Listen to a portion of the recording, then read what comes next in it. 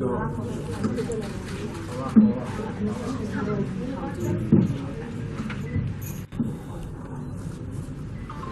I think I purposefully choose characters that appeal to the stronger aspects of my personality to a degree, but also just in general complex characters. It's so nice to be able to find and to weed out the characters that, obviously female characters, that are that have you know, different kinds of depth and complexity to them.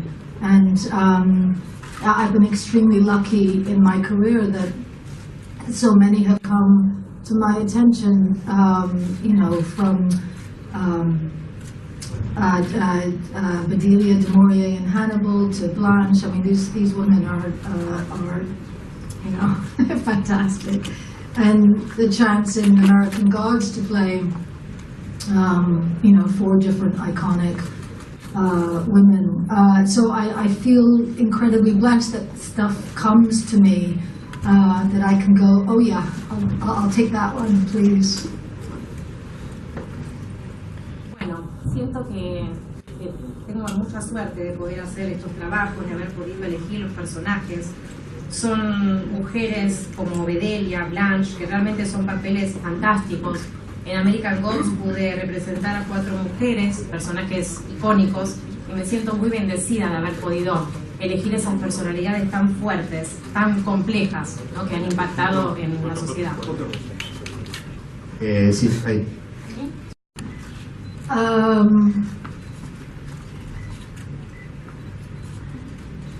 Well, I think probably the least complex character was Scully.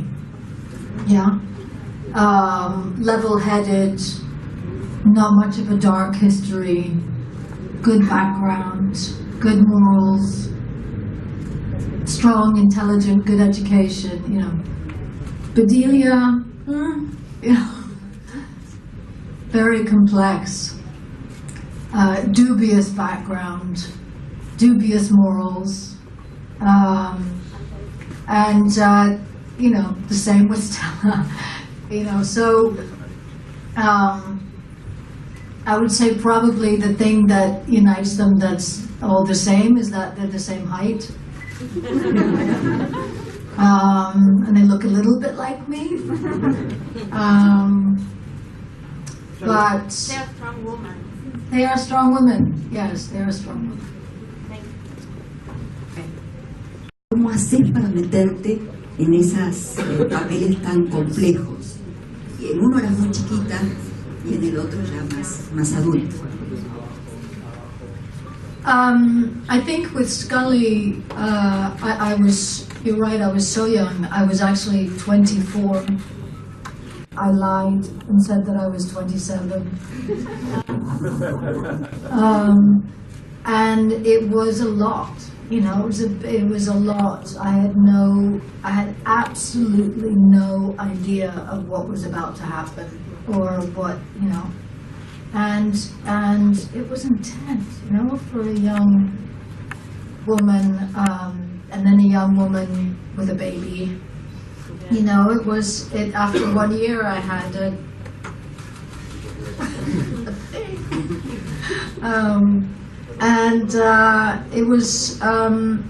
It was really intense, but I essentially grew up in front of the world in an international public audience, and there were, you know, there are incredible joys and mysteries and benefits there in having that kind of experience, and there's also a big challenge, you know, but I feel that Scully very much, she taught me a lot, I think. And Stella taught me a lot. You know, Stella taught me a lot about how to own and be comfortable with and proud of my own personal complexities. Weirdness, oddness, clumsiness, inappropriateness, bad choices, good choices, the whole gamut of who I am as a woman. Suddenly, because of Stella, I suddenly became more comfortable and accepting of myself however I showed up. And does that answer your question? Thank you. Bueno,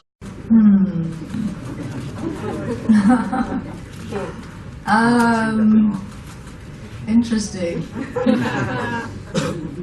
I probably had to do all three of those things in every single episode, so they're probably equal. bueno, hice las tres cosas en todos los episodios, así que creo que fueron los tres por igual. Probably the one that was the most difficult to let go was Blanche in Streetcar. When I did it in London, the stage production in London, and then also we did it in New York. And when we finished in New York, I knew, even though there was talk about maybe doing it one more time, I kind of knew in my heart that it was finished, and that I probably would go insane if I tried to do it one more time. And so there was such grief and sadness. It was almost like a best friend had passed away. It really felt, I cried and cried,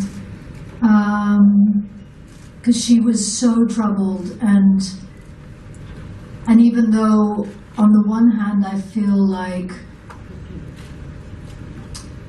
she took from me more than she gave, if that makes sense, I was so pleased to give her that, because she was just an extraordinary character to have an opportunity to live inside.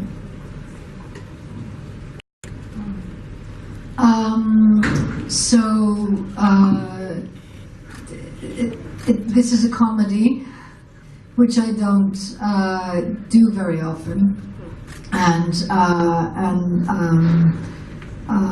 so in so doing, you know, it's a different way of putting oneself out there, and exploring different aspects of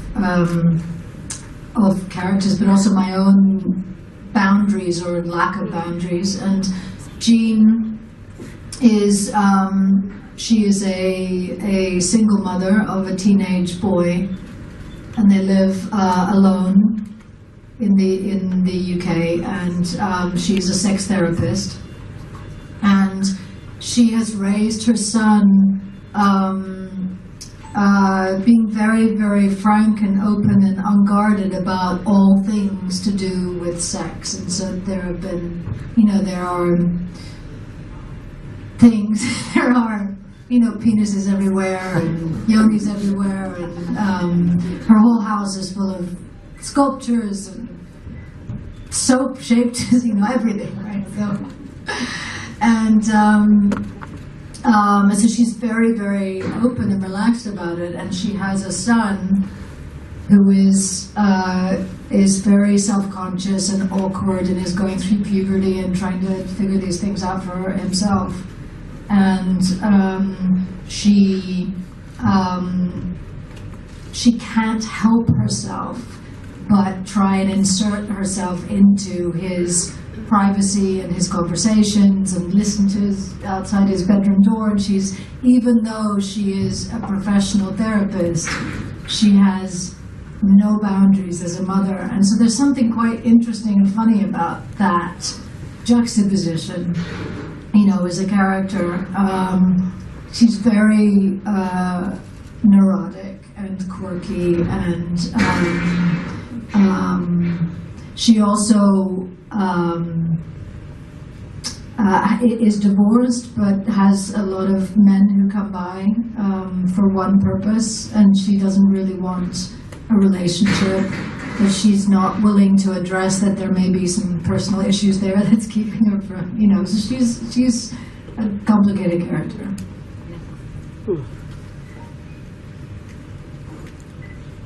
Bueno, Sex Education. Sex Education es una comedia, lo que yo no suelo trabajar muy seguido, pero me sirvió para explorar distintos aspectos de la personalidad y conocer cómo funcionaba, ¿no? Jean, que es el personaje que represento, es una madre soltera, madre de un hijo adolescente, vive sola en Reino Unido y es terapeuta sobre sexo.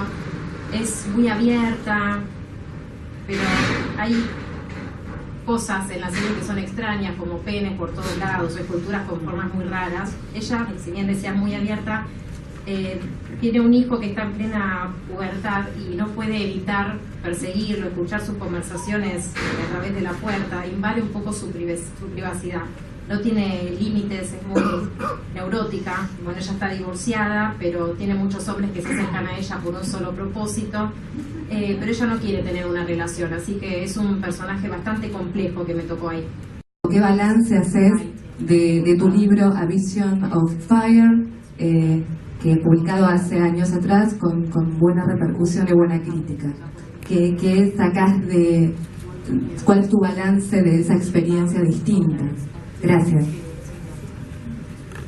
Well, very quickly, in terms of the X-Files feature, that there will be no more X-Files. The last series that we did was the final version of Mulder and Scully that you're going to see. And so that's that.